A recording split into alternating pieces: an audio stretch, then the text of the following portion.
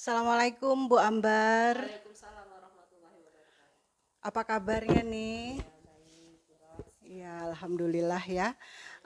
Bu Ambar, sebelum kita nanti observasi di kelas, ini ada beberapa hal yang mungkin kita harus diskusikan terkait dengan RPP yang sudah Ibu berikan kepada saya ya. Begini Bu Ambar, yang ingin saya tanyakan di sini sebenarnya tujuan dari pembelajaran yang akan Ibu berikan itu seperti apa ya Bu? Ya, tujuan pembelajaran yang saya berikan ke anak-anak adalah bertujuan agar anak-anak tersebut mampu memahami konsep induksi elektromagnetik dalam kehidupan sehari-hari. Oleh sebab itu nanti ada turunannya ya setelah tujuan. Jadi model pembelajarannya adalah project. Ya, jadi mereka bisa menerapkan konsep tersebut melalui alat yang mereka buat sendiri, seperti itu. Oh begitu. Kemudian kalau area pengembangan yang hendak dicapainya itu seperti apa ya Bu? Area pengembangannya adalah yang pertama area pengembangannya lebih berpihak kepada siswa ya, Bu Ros ya. Area pengembangan lebih berpihak kepada siswa dalam arti bagaimana siswa tersebut mampu mandiri.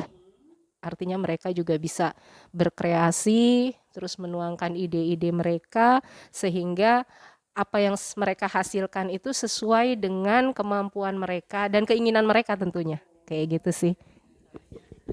Sepertinya menarik sekali ya Bu Ambar.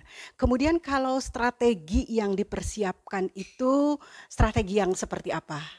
Strateginya adalah yang pertama saya membentuk kelompok dulu, Bu Ros ya. Saya membentuk kelompok, kemudian dari kelompok tersebut dan itu pun saya bebaskan. Kelompoknya saya bebaskan, artinya mereka yang pilih sendiri sesuai dengan kenyamanan mereka. Tentunya kemudian sesuai dengan letak lokasi rumah mereka sehingga tidak memberatkan. Kemudian karena satu kelas itu nggak boleh sama alatnya, jadi mereka benar-benar cari ya alat-alatnya seperti apa dan tentunya juga sesuai dengan kemampuan mereka gitu. Jadi nggak memberatkan juga. Terkait dengan dana juga tidak memberatkan seperti itu. Kemudian setelah mereka berdiskusi sama teman-temannya, alatnya juga sudah siap, mereka membuat proposal. Itu sih strateginya. Nah, kemudian ada konsultasi gitu kan.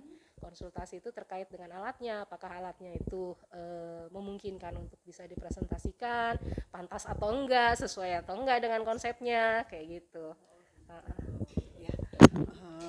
Baik Bu Ambar, nanti saya akan observasi Bu Ambar di tanggal 22 ya, hari Selasa ya. Dan ketika saya sudah melihat RPP yang Ibu buat, sebenarnya kalau dilihat RPP-nya ini sudah berdiferensiasi dan KSE ya Bu Ambar, hanya memang karena Bu Ambar ini masih dengan menggunakan kurikulum yang lama, jadi ini tersirat ya, ini tersirat. Sebenarnya Bu Ambar sudah memberikan di sini RPP yang berdiferensiasi, bahwa RPP yang berdiferensiasi itu adalah tentunya guru mengkondisikan bagaimana kebutuhan siswa. Kemudian juga di sini kan Bu Ambar juga sebenarnya sudah mencakup 3 diferensiasi Bu Ambar. Nah ini sebenarnya Bu Ambar sudah hebat loh gitu ya, sudah keren banget karena apa? Iya, karena di sini berdiferensiasi itu ada 3 macam kan ya Bu Ambar ya. Ada proses, yaitu ketika tadi Bu Ambar membagi kelompok ya, siswanya sudah dibagi sesuai dengan kelompoknya masing-masing. Kemudian juga di sini diferensiasi yang kedua yaitu adanya konten. Artinya bagaimana dari isi tersebut, sudah mempersiapkan alat peraganya, kemudian juga bagaimana materi yang akan dikemukakan oleh siswa, dan kemudian ada yang disebut dengan produk. Iya Bu Ambar, jadi yang ketiga itu ada berdiferensiasi yang dengan produk. Kalau tadi Bu Ambar produknya bagaimana Bu Ambar? Menghasilkan alat ya. Oh ya, itu kan berarti siswa yang membuat. Nah, jadi di sini sebenarnya Bu Ambar sudah masuk ke RPP berdiferensiasi, yaitu adanya proses, adanya konten, dan adanya produk. Nah, kemudian di dalam kurikulum Merdeka ini juga, ini ada yang disebut dengan kompetensi sosial emosional atau KSE, Bu Ambar. Apa itu Bu Ros ya? Oh, nah, kompetensi sosial emosional ini diantaranya ada dengan kesadaran diri. Nah, itu sebetulnya Bu Ambar sudah ada di dalam RPP-nya, yaitu tentang minat. Seperti tadi saya katakan bahwa RPP yang lama juga sudah berdiferensiasi dan sudah KSE, hanya itu memang tersirat, tidak tersurat, gitu kan ya Bu ya. Iya, jadi tadi sebenarnya Bu Abar sudah membuat RPP-nya sesuai ya. Kemudian juga di sini Bu Ambar sudah bisa, artinya bahwa siswa sudah kesadaran sosial, yaitu pengambilan keputusan yang bertanggung jawab, yaitu mempresentasikan proyeknya yang sudah dibuat, kemudian mungkin ada kekurangan-kekurangan yang nantinya diberikan oleh kelompok-kelompok lain dan diperbaiki oleh kelompok yang sedang presentasi.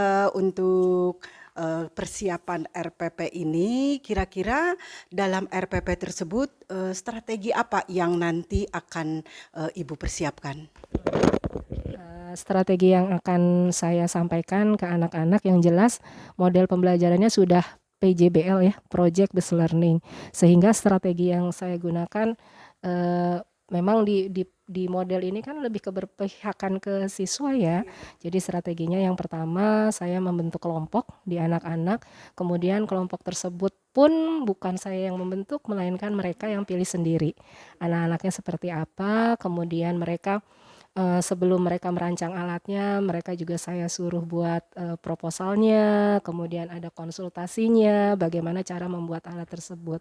Intinya strategi yang saya gunakan jelas keberpihakan ke siswa lah, seperti itu Bu Ros ya. Baik Bu Ambar, terima kasih. Jadi begitu ya Bu Ambar untuk pra observasi kali ini. Nanti kita akan coba, saya akan observasi Ibu di kelas, mudah-mudahan berjalan dengan lancar ya Bu. Bu Ros, terima kasih Bu Ros atas penjelasannya. Baik, terima kasih juga atas kesempatan ini ya Bu Ambar. Assalamualaikum warahmatullahi wabarakatuh.